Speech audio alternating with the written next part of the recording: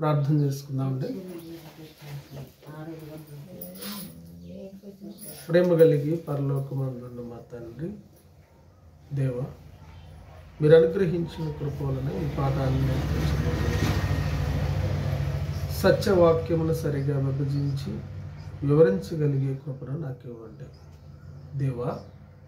పిల్లలు వింటూ ఉండగా వినగలిగిన చెవులను, విన్న ఆ మాటలన్నిటినీ అర్థం చేసుకోగల కృపను అనుగ్రహించమని ప్రభు అయిన క్రీస్తు పేరిట ప్రార్థన సమర్పిస్తున్నాము తండ్రి, ఆమేన్. ప్రియమైనటువంటి దేవుని పిల్లలారా, ఈరోజు ఆరాధన కార్యక్రమంలో మనం నేర్చుకోబోయే పాఠం ఏంటంటే మధ్యవర్తులు. దేవుని పిల్లలారా, ఏం పాఠం నేర్చుకొని పోతున్నాం మనము? మధ్యవర్తులు అనే పాఠాన్ని మనం నేర్చుకొని పోతున్నాం. మధ్యవర్తులు అంటే అర్థం ఏంటి? ఇంగ్లీష్లో మీడియేటర్స్ అంటారు, తెలుగులో రాయబారం నడిపే వాళ్ళు అంటారు. ఇంకా ఇంకా అర్థం ఏమిటి? ఇంకా పర్యాయ పదాలు. రెండు విషయాల మధ్య అనుసంధానం చేస్తూ లేదా రాజీ కుదుర్చుతూ, సునీల్ అన్నట్టుగా రాయబారం నడిపే వారిని మధ్యవర్తులు అనవచ్చు. ఎన్ని అర్థాలైనా చెప్పుకోవచ్చు. ఇంకా ఇదే మధ్యవర్తులు అనే పదాన్ని ఇంగ్లీష్లో మీడియేటర్స్ అంటారు. మన పల్లెటూరు అట్లా ఇంకా దిగువ కొంచెం గ్రామాల్లోకి వెళితే బ్రోకర్స్ అని కూడా అంటారు. అంటారండి, పెళ్ళిళ్ళ బ్రోకర్స్ అంటారు. అంటే ఆ పదం అలా వచ్చిందనమాట. ఎందుకు వచ్చిందో మనకు తెలియదు. మనం వాడొద్దు ఆ పదం. మధ్యవర్తులని వాడండి, లేదా మీడియేటర్స్ అని వాడండి, రాయబారం నడిపే వాళ్ళని మనం వాడాలి. ఆ పదం మనం వాడకుండా ఉండాలి. ఎందుకు చెప్పానంటే మీకు నేను అర్థం కావటం కోసం మీకు నేను ఎక్స్ప్లెయిన్ చేశాను. అయితే మధ్యవర్తులు అంటే రెండు విషయాలకు మధ్యలో ఉండి నడిపించే వారిని మధ్యవర్తులు అంటారు. లేదా రెండు సందర్భాలకు మధ్యలో ఉండి వ్యవహారాన్ని లేదా కార్యాన్ని జరిపించే వారిని మధ్యవర్తులు అంటారు. అయితే ఈ మధ్యవర్తిత్వము అనేటటువంటి విషయము చాలా మంచి విషయంగా మనం చెప్పుకోవచ్చు. ఈ మధ్యవర్తిత్వం విషయము మంచికి వినియోగించుకుంటే చాలా మంచిది. కానీ కొందరు దేవుని పిల్లలకి ఈ విషయం అర్థం కాక కొన్ని విషయాలకు మధ్యవర్తిత్వం చేస్తుంటారు. చేయవలసిన మధ్యవర్తిత్వాన్ని, మధ్యవర్తులుగా ఏ విషయాల్లో ఉండాలో తెలియని వాళ్ళు కొన్ని విషయాలలో ఉన్నట్లుగా మనము తెలుసుకుందాం. దేవుని పిల్లలు నేర్చుకుందాం. ప్రాముఖ్యంగా సమాజంలో జరుగుతున్న పరిస్థితుల దృష్ట్యా మనము 4 భాగాలుగా విభజించుకొని నేర్చుకుందాం. ఎన్ని భాగాలుగా? 4 భాగాలుగా విభజించుకొని మనం నేర్చుకుందాం. ఈ మధ్యవర్తులు అనే పదం 4 భాగాలుగా విభజించుకుంటే సామాజిక అంశాలలో దేనికి మధ్యవర్తులు ఉంటారని అంటే, ఒకటి మీరు రాసుకోండి, వ్యభిచారానికి మధ్యవర్తులు. ఒకటి వ్యభిచారానికి మధ్యవర్తులు. 2 అబద్ధాలకు మధ్యవర్తులు. 2 అబద్ధాలకు మధ్యవర్తులు. 3 తాగుడుకు తిండికి మధ్యవర్తులు. 3 తాగుడుకు తిండికి మధ్యవర్తులు. 4 కలహము, గొడవలు, కక్షలకు మధ్యవర్తులు. ఈ 4 సామాజికమైన విషయాలను 4 అంశాలలో కొందరు తెలియక మధ్యవర్తులుగా ఉంటున్నట్టుగా మనకు వాక్యం చెప్తుంది పిల్లలారా. ఏంటి మొట్టమొదటి అంశము? వ్యభిచారానికి మధ్యవర్తులు. బాగా ఆలోచించండి దేవుని పిల్లలారా. వ్యభిచారము లేదా మోహపు చూపు, ఈ తప్పుడు విషయాలను ఈ పరిశుద్ధ గ్రంథములోని దేవుని మాటలు అంగీకరించవు. వీటికి సపోర్ట్ చెయ్యవు దేవుని మాటలు. కొందరు తెలియక ఏం చేస్తారనంటే, తప్పుడు ఈ వ్యభిచార కార్యక్రమాలకి మీడియేటర్లుగా ఉండి వార్తలు నడిపిస్తుంటారు. కొంతమంది నడిపిస్తారా? నడిపించరా? కొందరు నడిపించి మధ్యవర్తులుగా ఉండి సహాయాలు చేస్తూ ఉంటారు కొంతమందికి. కొందరు అది దానికి కొందరు పెట్టుకున్నటువంటి విషయం ఏమిటంటే, పేరు ఏమిటంటే ప్రేమ అని కొందరు పేరు పెట్టుకున్నారు. మీరు ఈ వారం రోజుల్లో గడిచిన విషయంలో మీరు గమనిస్తే సీరియల్ నటి యాక్సిడెంట్ అయి చనిపోయింది, పవిత్ర జయరాం గారు. అవునా? చనిపోయింది. ఆమె చనిపోయిన కొన్ని రోజులకి ఇంకొక అతను నన్ను ఆమె పిలుపుతుందని ఊరేసుకున్నాడు. ఆ విషయం కూడా చూసారా మీరు? ఆ చనిపోయిన అతనికి 2 బిడ్డలు ఉన్నారు, ఒక భార్య. ఆమె నా ఫ్రెండు, ఆమె నా ప్రేయసి లేదా ఇంకొక మార్గంలో అనుకున్న అతను కూడా ఇంట్లో ఉరేసుకొని చనిపోయాడు. ఆమె బర్త్డేకి నన్ను రమ్మంటుంది, పిలుస్తుంది. బాగా ఆలోచించండి దేవుని పిల్లలారా, బాగా వినాలని మీరు. సమాజంలో మనము తెలుసో తెలియకో తప్పుడు విషయాలకు, వ్యభిచార సంబంధమైన విషయాలకు, ఇలాంటి పనికి మాలిన ప్రేమ అనే విషయాలకు మధ్యవర్తులుగా ఉండకూడదు. పెట్టుకుండకూడదండి, మధ్యవర్తులుగా ఉండకూడదు. యేసు ప్రభు ఒక మాట చెప్తున్నాడు. ఆయన మత్తయి సువార్త 5వ అధ్యాయంలో, మత్తయి సువార్త 5వ అధ్యాయంలో జాగ్రత్తగా వినాలి. 27వ వచనాన్ని మనం చూడగలిగితే, మత్తయి సువార్త 5వ అధ్యాయము 27వ వచనాన్ని మనం చూడగలిగితే, వ్యభిచారము చేయవద్దని చెప్పబడిన మాట మీరు విన్నారు కదా. నేను మీతో చెప్పున్నదేమనగా, ఒక స్త్రీని మోహపు చూపుతో చూచు ప్రతివాడు అప్పుడే తన హృదయమందు ఆమెతో వ్యభిచారము చేసిన వాడగును. ఒక స్త్రీని ఎప్పుడైతే తప్పుడు చూపుతో ఒక పురుషుడు చూస్తాడో అప్పుడే హృదయమందు ఆమెతో వ్యభిచారము చేసినట్టు లెక్క. బాగా ఆలోచించాలి. చాలామంది ఇలాంటి కార్యక్రమాలలో, ఇలాంటి విషయాలలో మధ్యవర్తులుగా ఉంటారు. కొందరు తెలియకుంటారు, కొందరు తెలిసి కూడా కావాలని ఉంటారు. దేవుని పిల్లలారా, బాగా ఆలోచించండి, బాగా మీరు థింక్ చేయండి, లేదా దేవుని వాక్యాన్ని పరిశీలించండి. వ్యభిచారము చేయవద్దని చెప్పబడిన మాట మీరు విన్నారు కదా. ఒక స్త్రీని మోహపు చూపుతో చూచు ప్రతివాడు అప్పుడే తన హృదయమందు వ్యభిచారము చేయుచున్నాడు. హృదయంలో ఆలోచించుకుంటేనే వ్యభిచారం అనే దేవుడు అంటున్నాడు. కానీ ఈ అక్రమ సంబంధాలు, చెడు విషయాలు, చెడు ఆలోచనలు కొంతమంది వార్తలు నడిపిస్తూ ఉంటారు. తమ ఫోన్లను ఇచ్చి ఫోన్ చేసుకోండి అని ఫోన్ ఇస్తూ ఉంటారు. కొందరు తమ జేబుల్లో డబ్బులు ఇచ్చి ఆ పనులకు సహాయం చేస్తూ ఉంటారు. కొంతమంది అవసరం లేకపోయినా వెళ్ళి, కొంతమందిని గమనించుకోండి, ఒకళ్ళు వచ్చి మాట్లాడగానే వాళ్ళ దగ్గరికి ఇంకొకళ్ళు వచ్చి మాట్లాడిపోతుంటారు. అలాంటి సంబంధాలు ఉన్న వాళ్ళందరూ. అంటే ఏం జరుగుతుంది అక్కడ? వ్యభిచారానికి మధ్యవర్తిత్వం జరుగుతుంది. ఏం జరుగుతుంది సురేష్ అక్కడ? వ్యభిచారానికి మధ్యవర్తులుగా ఉంటారు చాలామంది. అలా ఉండకూడదు, తప్పు. ఆ విషయాల్లో పొరపాటుగా కూడా మీ సహాయం కానీ, మీ చెయ్యి కానీ, మీ ఆలోచన కానీ, మీ సహాయం కానీ, మీ ప్రోద్బలం కానీ అక్కడ ఉండకూడదు. అక్కడ ఉండకూడదు. దేనికి మధ్యవర్తిగా ఉండకూడదని మనం తెలుసుకున్నాం. ఇప్పుడు వ్యభిచారానికి మధ్యవర్తిగా ఉండకూడదు. ఉండొచ్చా? ఉండకూడదు. రెండో విషయాన్ని మనం నేర్చుకుందాం పిల్లలారా. రెండో విషయం ఏమిటంటే అబద్ధాలకు మధ్యవర్తులు. రెండో విషయం ఏమిటండి? అబద్ధాలకు మధ్యవర్తులు. ఎట్లా అబద్ధాలకు మధ్యవర్తులు అంటే స్పష్టంగా రాయబడింది బైబిల్లో. నిర్గమకాండము 23వ అధ్యాయము, నిర్గమకాండము 23వ అధ్యాయము పేజీ నెంబర్ 64 అండి. నిర్గమకాండము 23వ అధ్యాయము పేజీ నెంబర్ 64 తీసారా పౌలు గారు? లేని వార్తను పుట్టింపకూడదు.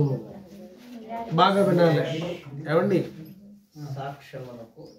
లేని వార్తను పుట్టించకూడదు. ఒక లేని అబద్ధాన్ని, లేని జరగని దానిని పుట్టించకూడదు మనం. ఏమండి కుమారి గారు, అక్కయ్య గారు, లేని వార్తను పుట్టించకూడదు. జరగని విషయాన్ని జరిగినట్టుగా మనము చెప్పకూడదు. జరగని విషయాన్ని జరిగినట్టుగా మనం చెప్పకూడదు. ఏం చెప్తుంది చూడండి వాక్యము? లేని వార్తను పుట్టించకూడదు, అన్యాయపు సాక్ష్యము పలుకుటకై దుష్టునితో నీవు కలియకూడదు, దుష్కార్యములు జరిగించుటకై సమూహమును వెంబడింపవద్దు, న్యాయమును తిప్పివేయుటకు సమూహముతో చేరి వ్యాజ్యముతో సాక్ష్యము పలకకూడదు, వ్యాజ్యమాడువాడు భేదవాడైనను వాని ఎడల పక్షపాతముగా ఉండకూడదు. బాగా వినండి. ఎక్కువ ఎవరికి వెళ్ళి మాట్లాడతారు? డబ్బున్న వాళ్ళకి వెళ్ళి మాట్లాడతారు, లేదా బలం ఉన్న వాళ్ళకి వెళ్ళి మాట్లాడతారు. కానీ న్యాయం భేదవాడి వైపు ఉందనుకోండి, ఎటు మాట్లాడాలి? అలా మాట్లాడుతున్నారా సమాజంలో? మాట్లాడలేదు. కానీ దేవుని వాక్యం చెప్తుంది, కొంతమంది అండి జరగని దాన్ని కూడా జరిగినట్టుగా చెప్తారండి. క్రియేట్ చేసి మాట్లాడటం అంటారు, దాన్ని క్రియేట్ చేసి చెప్పడం అంటారు. చూడని దాన్ని కూడా చూసినట్టుగా చెప్తారు. చూడని దాన్ని కూడా చూసినట్టు చెప్తారు. ఒక స్త్రీ పురుషుడు కలిసి నవ్వుకుంటూ మాట్లాడితే వెంటనే ఏం చేస్తారు? కొంతమంది లేని వార్తను పుట్టిస్తారన్నమాట. ఫలానా ఆమె ఫలానా ఆయన కలిసి నవ్వుకుంటూ మాట్లాడుతున్నారండి, ఏదో జరుగుతుంది, ఏదో ఉంది అని ఒక ఆయన అంటే, ఇంకొక ఆయన అంటాడు, ఇంకొక ఉంటుంది, అసలు నేను ప్రత్యక్షంగా చూశానండి అంట. ఇంకొక ఏమేముంటుందండి, నేను ప్రత్యక్షంగా చూశానండి, ఓ నా ముందే జరిగిందండి. బాగా గమనించండి దేవుని పిల్ల, లేని వార్తను పుట్టించకూడదు. అదే చెప్తున్నాను, లేని వార్తను పుట్టించకూడదు, అన్యాయపు సాక్ష్యమును పలుకుటకై దుష్టులతో నీవు కలియకూడదు. అసలు అలాంటి సాక్ష్యాలు కానీ అలాంటి మాటలు కానీ పలికే వాళ్ళతో మన సహవాసం కూడా ఉండకూడదు. అన్యాయంగా సాక్ష్యం పలుకుతారు వీళ్ళు, అన్యాయంగా మాట్లాడతారు వీళ్ళు, లేనిపోని వీళ్ళు కల్పించి మాట్లాడతారు, కల్పితాలు వీళ్ళు చెబుతారు అంటే అలాంటి వాళ్ళతో కలిసి ఉండొచ్చా? మనం కలిసి ఉండకూడదు, కలియకూడదు అన్నాడు దేవుడు. ఇంకేమంటున్నాడు? దుష్కార్యము జరిగించుటకై సమూహమును వెంబడించవద్దు, న్యాయమును త్రిప్పివేయుటకు సమూహముతో చేరి వ్యాజ్యముతో సాక్ష్యము పలకకూడదు. ఆ సమూహంలో ఉండి కూడా మనం పలకకూడదు. ఏమండి మీరు విన్నారా, మీరు చూసారంటే మాకు తెలియదండి అని చెప్పాలి. చూడనప్పుడు తెలియనప్పుడు తెలియదని చెప్పాలి. 10 మంది మాట్లాడుతున్నారు కదా అబద్ధాన్ని అని నువ్వు కూడా దాన్ని మాట్లాడు. రెండో విషయం ఏం నేర్చుకున్నాం మనము? అబద్ధాలకు మధ్యవర్తులుగా ఉండకూడదు. ఒక అబద్ధాన్ని చెప్పటానికి మనం మధ్యవర్తులం కాకూడదు క్రైస్తవులు, దేవుని పిల్లలు. ఇంకా మూడో విషయాన్ని నేర్చుకుందాం. మూడో విషయం ఏంటంటే తాగుడుకు తిండికి మధ్యవర్తులుగా ఉండకూడదు. తాగుడుకు తిండికి మధ్యవర్తులుగా ఉండకూడదు. ఆదివారం ఆరాధన వచ్చింది, మంచిగా ఫంక్షన్ జరుగుతుంది, బిర్యానీ పెడుతున్నారు. కొంతమంది ఏం చేస్తారని అంటే దానికోసము ఆరాధనను దేవుని పనిని విడిచి ఎక్కడికి వెళ్తారు? బిర్యానీ కోసం. మనోళ్ళకి బగాహార అన్నం అంటే ఎక్కలేని సంతోషం ఉంటుంది చాలా మంది, ఎంతో ప్రేమ ఉంటుంది చాలా మంది. మంచి చికెన్ ముక్కలన్నా మటన్ ముక్కలన్నా తినాలి, తినొచ్చు, తప్పులేదు. కానీ తప్పుడు విషయంలో దేవుని కార్యాలు విడిచి తాగుడు కోసము తిండి కోసం మనం మధ్యవర్తులుగా మారిపోకూడదు. ఎక్కడుందా మాట? సామెతల గ్రంథము 23వ అధ్యాయము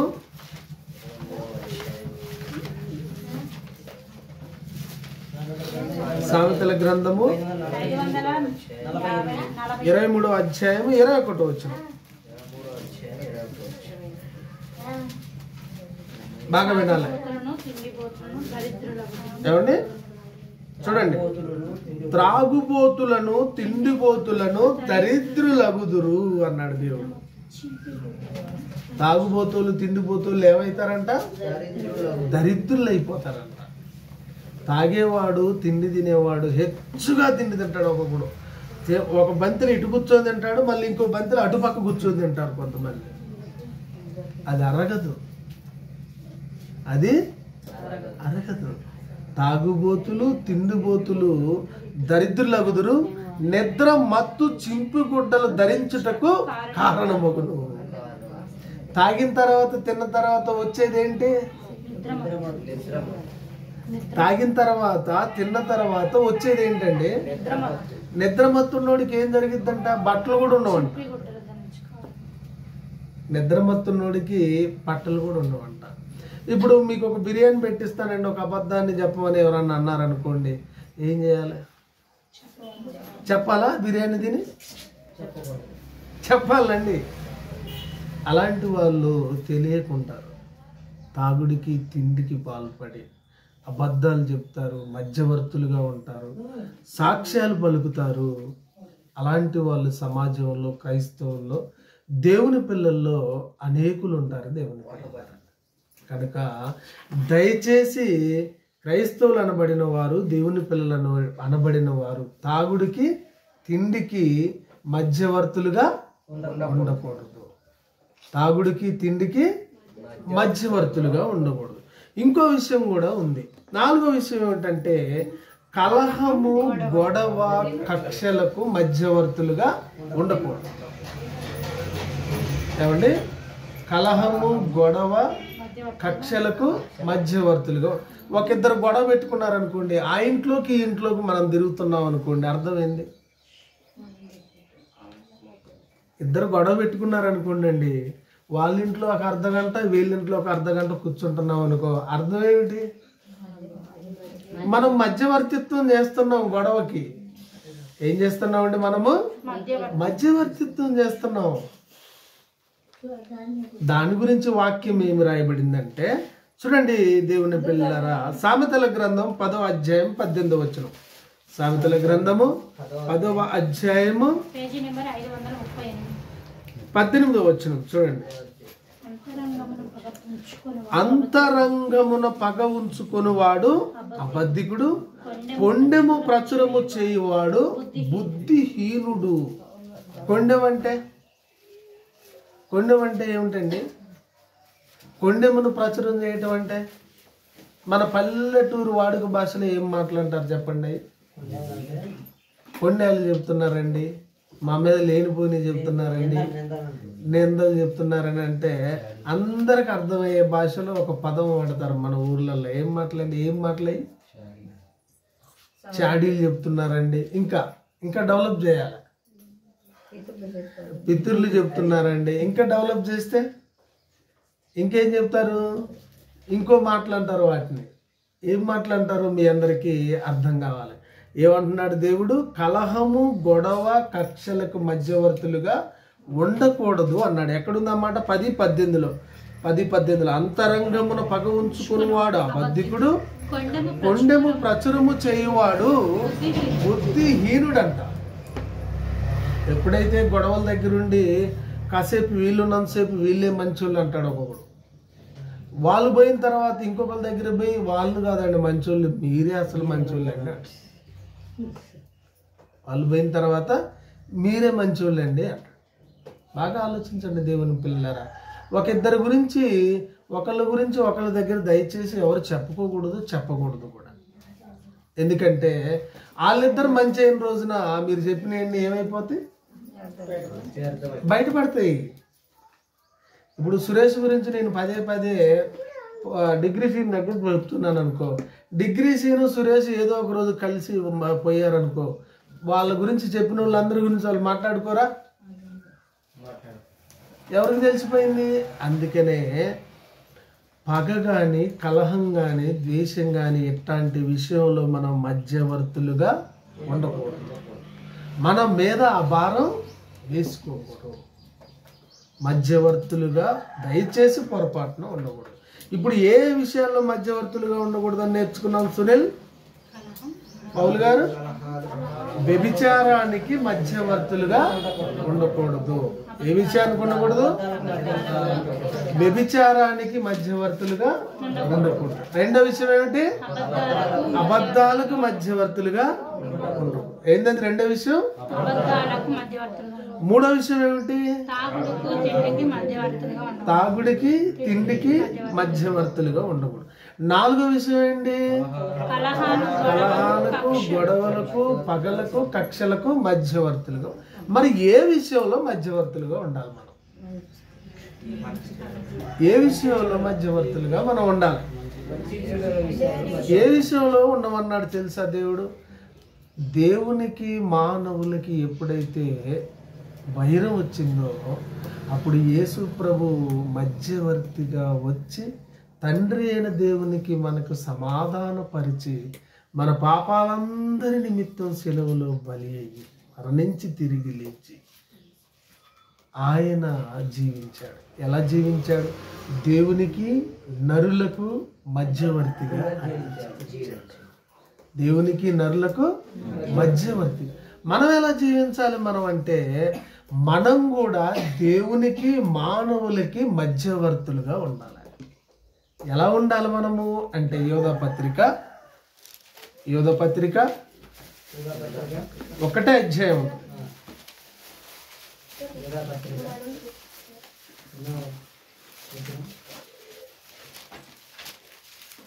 పేజ్ నెంబరు 227 తీయండి. యోధ పత్రిక 22వ వచనం చూడండి పిల్లరా. 19వ వచనం నుండి 20వ వచనం నుంచి మనం చదివితే చూడండి. తీశారు అందరూ? ప్రియులారా, మీరు విశ్వసించు అతి పరిశుద్ధమైన దాని మీద మిమ్మల్ని మీరు కట్టుకొనుచు పరిశుద్ధాత్మలో ప్రార్థన చేయుచు నిత్య జీవార్థమైన మన ప్రభువు యేసుక్రీస్తు కనికరము కొరకు కనిపెట్టుకొనుచు దేవుని ప్రేమలో నిలుచున్నట్లు కాచుకొని సందేహపడు వారి మీద కనికరము చూపుడి, అగ్నిలో నుండి లాగినట్టు కొందరిని రక్షించుడి, శరీర సంబంధమైన వారి అపవిత్ర ప్రవర్తనకు ఏమాత్రము నొప్పుకొనక దానిని అసహించుకొనుచు భయముతో కొందరిని కరుణించుడి. ఏమన్నాడు దేవుడు? నీ భక్తిని నువ్వు కాపాడుకుంటూ, నీ భక్తిని నువ్వు నిలబెట్టుకుంటూ ప్రార్థన చేయించు. నమ్మనటువంటి దేవుని పిల్లలు, విశ్వసించినటువంటి వాళ్ళు ఉన్నారు కదా, వాళ్ళ దగ్గరికి వెళ్ళి సందేహపడుతున్న వారి మీద కనికరం చూపుతూ వాళ్ళను కరుణించుతూ అగ్నిలో నుండి లాగినట్టుగా ఈ లోకం నుండి వాళ్ళని దేవుని వైపుకు లాగుతూ పనిచేసే మధ్యవర్తిగా నువ్వు ఉండాలి. ఒకరితో మనం మాట్లాడుతున్నామంటే వాళ్ళకి ఏం చెప్పాలి? మనం దేవుని గురించి చెప్పాలి. ఎవరికి మధ్యవర్తి అవుతున్నావు? అప్పుడు దేవుని గురించి చెప్తే నువ్వు దేవునికి మధ్యవర్తి అవుతున్నావు. ఎవరికి మధ్యవర్తి అవుతున్నావు అండి? అదే చెప్తుంది చూడండి. సందేహపడు వారి మీద కనికరం చూపిడి, అగ్నిలో నుండి లాగినట్టు కొందరిని రక్షించాలి. ఎవరో ఒకరు చెప్తేనే మనం రక్షించబడ్డామా, రక్షింపబడలేదా? నాకు ఎవరో చెప్పారు, నేను రక్షింపబడ్డాను. మీ అందరికీ నేను చెప్తున్నాను. మీరు కూడా ఇంకొంతమందికి చెప్తేనే రక్షింపబడతారా, చెప్పకుండా ఉంటే రక్షింపబడతారా? దీపం ఉందండి, దీపం తీసుకొచ్చి మంచం కింద పెడితే వెలుగు వస్తుందా? దీప స్తంభం మీద పైన పెడితే వెలుగు వస్తుందా? మంచం కింద పెడితే. బాగా ఆలోచించండి. నీకున్న జ్ఞానాన్ని, నీకున్న తెలివిని, నీకున్న వాక్య పరిజ్ఞానాన్ని ఇతరులను లోకంలో నుండి లాగటానికి పరలోకంలో ఉన్న దేవునికి భూమి మీద ఉన్న నీవు, నీతోటి భూమి మీద నివసిస్తున్న మనుషులకు నువ్వు మధ్యవర్తివి కావాలి. అది కోరుకుంటున్నాడు దేవుడు. దేనికి మధ్యవర్తులుగా కావాలి? ఒక ఇంటికి నువ్వు వెళ్తున్నావంటే సమాధానాన్ని తీసుకుని, ప్రేమను తీసుకుని, వాక్యాన్ని తీసుకుని, దేవుని వార్తలను తీసుకుని ఆ ఇంటికి నువ్వు వెళ్ళి మధ్యవర్తిగా ఉండి దేవుని దగ్గరికి వారిని తీసుకొచ్చే మధ్యవర్తిగా నువ్వు ఉండాలి. కానీ కొంతమంది తెలియక ఎక్కడెక్కడ ఉంటున్నారు, ఏ ఏ విషయాల్లో ఉంటున్నారు? వ్యభిచారంలో మధ్యవర్తులుగా ఉంటున్నారు, అబద్ధాలకు మధ్యవర్తులుగా ఉంటున్నారు, తాగుడుకు తిండికి మధ్యవర్తులుగా ఉంటున్నారు, కలహము గొడవలకు మధ్యవర్తులుగా ఉంటున్నారు. చెప్పండి పౌలు గారు, అసలు ఏ విషయంలో మధ్యవర్తిగా ఉండాలి మనిషి? ఏ విషయంలో మధ్యవర్తిగా ఉండాలండి? మంచి విషయాలకు పరుగులు పెట్టరు. ఈ 4 అంశాలు చెప్పానే, ఆ విషయాల్లో ఉన్న వాళ్ళు చూడాలి ఎంత పరుగులు పెడతారో, వాళ్ళు ఎంత హుషారు. గొడవకు మధ్యవర్తిగా ఉండవంటే అస్సలు పని కట్టుకొని తిరుగుతారండి. తాగుడికి తిండికి మధ్యవర్తిగా ఉండవంటే డాన్సులు వేసుకుంటూ ఉంటారు చాలామంది. మరలా వ్యభిచారానికి మధ్యవర్తులుగా ఉండాలనంటే ఎంతో సీక్రెట్గా ఉండి సహాయం చేస్తారు. చేస్తారా చేయరా? చేస్తారా చేయరండి? వాటికి ఉండకూడదు మన మధ్యవర్తిత్వం. సురేష్ గారు, వేటికి ఉండాలి మన మధ్యవర్తిత్వం? పరలోకంలో ఉన్న దేవునికి, భూమి మీద ఉన్న మానవులకి మధ్యవర్తిగా ఉండి ఎక్కడ తీసుకుపోవాలి వాళ్ళని? దేవుని వైపునకు వారిని త్రిప్పే మధ్యవర్తిగా నువ్వు ఉండాలి. ఈ మధ్యవర్తులుగా ఎంతమంది ఉంటారో చేతులు ఎత్తండి. దేవునికి మధ్యవర్తులుగా. Okay, god bless you, very good. మరి ఇందాక చెప్పండి 4 విషయాల్లో ఎంతమంది ఉంటారు? చేయొత్తండి. ఇందాక చెప్పండి 4 విషయాల్లో ఉంటారా? పొర్రపాటును కూడా ఉండకూడదు. ఏం పాట నేర్చుకున్నాం మనం ఈరోజు? సంగపెద్ద గారు ఏం పాట నేర్చుకున్నామండి? మధ్యవర్తులు అనే పాఠాన్ని నేర్చుకున్నాం. ఏ విషయాల్లో మధ్యవర్తులుగా ఉండకూడదు ఒకసారి చెప్పండి. వ్యభిచారంలో మొదటి చెప్పండి.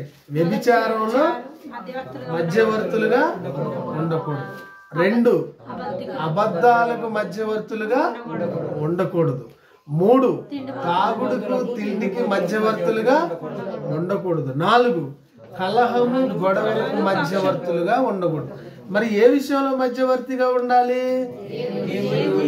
దేవునికి, పరలోకంలో ఉన్న దేవునికి, భూమి మీద ఉన్న మానవులకి మనము మధ్యవర్తులుగా ఉన్నాం. God bless you. అందరికీ వందనాలు.